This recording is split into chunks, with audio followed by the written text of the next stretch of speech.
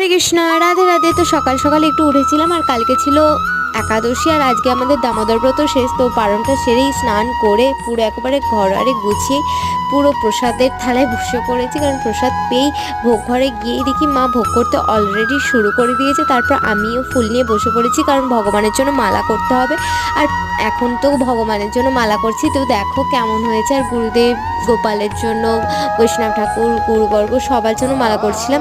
তারপর ভাইকে রেখে দিয়ে আমি শাড়ি পরে চলে গেলাম অর্চন করাতে। আর এটা আমাদের কেমন লাগছে বলবে, মানে ঠাকুর ঘরটা কেমন লাগছে আর গোপালকে কেমন সাজানো হয়েছে বলবে।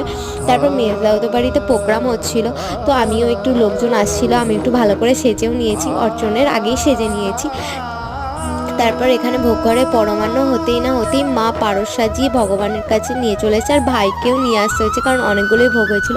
তারপর মেজদাদের বাড়িতে লোকের এতই চাপ, তা আমরাই প্রসাদ পাই দিচ্ছিলাম আমাদের বাড়ি।